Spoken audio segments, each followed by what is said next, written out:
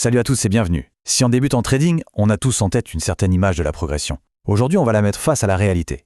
Mais attention, pas la réalité des formations qui vendent du rêve, non, la vraie courbe, celle que chaque trader expérimente, souvent seul devant son écran. Prêt à regarder les choses en face? Allez, c'est parti. On va commencer par la question de base, l'idée que tout le monde a au début. Progresser en trading, ça veut dire quoi? Ça veut dire voir son compte monter. Monter, n'est-ce pas? Une belle ligne droite qui grimpe jour après jour vers les sommets. C'est l'image qu'on nous vend partout, et franchement, c'est celle qu'on a envie de croire. Mais est-ce que c'est vraiment ça la progression? La réponse est directe, et elle pique un peu. Non, c'est complètement faux. C'est un mythe. Et c'est peut-être l'idée la plus dangereuse, la plus toxique pour un trader et débute. Croire à cette ligne droite, c'est un peu comme se lancer dans une randonnée en haute montagne avec une paire de tongs. On se prépare à souffrir et très probablement à abandonner. On va voir ensemble pourquoi c'est un tel piège. Ok, première étape, il faut absolument déconstruire cette illusion. Il faut comprendre pourquoi cette image d'une progression parfaite est non seulement fausse, mais qu'en plus, elle est la cause numéro 1 de la frustration et de l'abandon chez la plupart des débutants. Ah, on la connaît bien cette image, hein. On apprend une stratégie, on l'applique bien sagement, et hop, comme par magie, les gains s'enchaînent. Un bel escalier, marche après marche, vers le succès financier.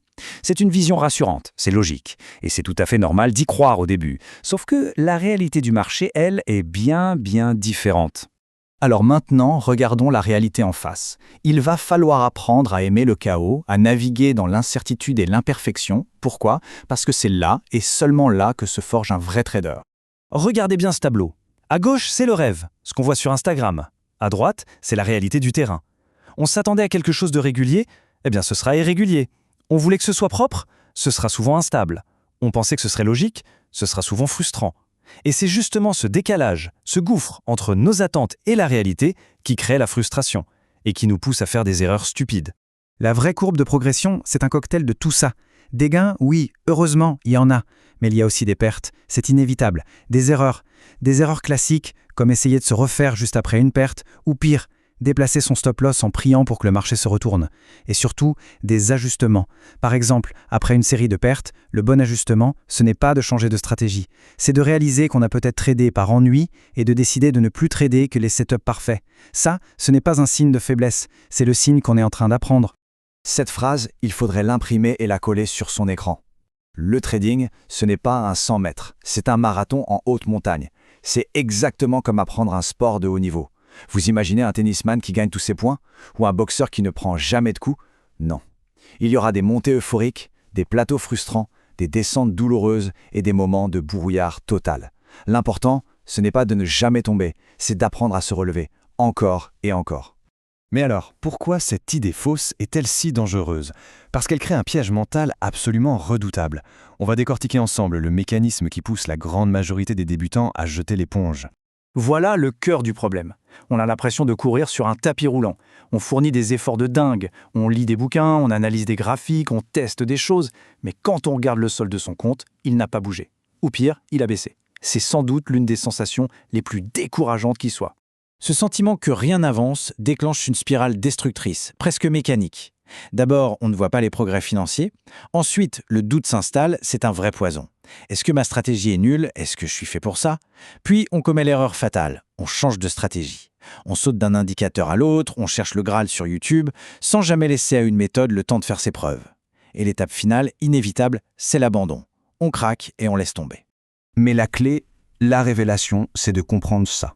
On progresse bien avant que ça se voit sur notre compte en banque. Pensez à une graine de bambou. Pendant des années, parfois 4 ou 5 ans, il ne se passe absolument rien en surface. Rien. Mais sous terre, un système de racines incroyablement complexe et puissant est en train de se développer. Et puis un jour, quand les fondations sont solides, le bambou se met à pousser d'1 mètre par jour. La progression en trading, c'est exactement ça. Le plus important se construit dans l'ombre. Du coup, si le solde du compte n'est pas le bon indicateur au début, sur quoi est-ce qu'on doit se concentrer? C'est la question essentielle. Et la réponse va peut-être vous étonner, mais elle change tout.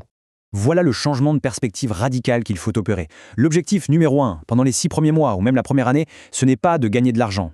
L'objectif, c'est de construire un processus solide et de s'y tenir coûte que coûte, de forger sa discipline. Les résultats financiers ne sont qu'une conséquence. La cause, c'est la qualité du processus. Les vrais trophées, au début, ils ne se comptent pas en euros. C'est la discipline qu'on développe, la patience qu'on apprend, la qualité de notre exécution.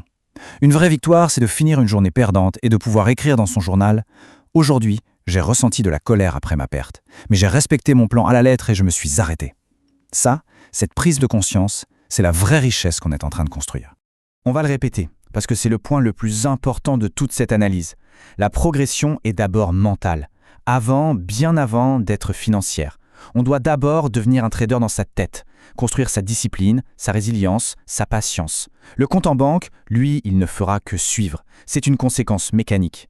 Il faut arrêter de voir le marché comme un distributeur de billets. Il faut plutôt le voir comme un dojo, une salle de sport. On n'y va pas pour prendre, on y va pour apprendre, pour pratiquer, pour répéter ses gammes, et pour devenir un tout petit de meilleur chaque jour, en se concentrant uniquement sur la qualité de ce qu'on fait et non sur le résultat. Concrètement, qu'est-ce qu'on fait? La voie à suivre est simple, mais elle est exigeante. Premièrement, accepter la courbe. S'attendre à ce que ce soit difficile. C'est normal, ça fait partie du métier. Deuxièmement, être obsédé par la constance. Et pour ça, je vous donne 3 exercices quotidiens tout simples. D'abord, attendez 15 minutes après l'ouverture avant de prendre le moindre trade. Ensuite, avant chaque transaction, écrivez sur un post-it la seule et unique raison pour laquelle vous la prenez. Et enfin, après chaque perte, interdisez-vous de toucher à votre souris pendant 5 minutes. Levez-vous, allez boire un verre d'eau. Et troisièmement, le plus dur, tenez bon. Continuez. Et je veux vous laisser avec ce paradoxe. Cette discipline de fer, cette rigueur qui peut ressembler à une prison au début, c'est en réalité le seul et unique chemin vers la liberté. Soyez discipliné dans votre exécution et vous serez libre dans votre vie. C'est ça la vraie promesse du trading.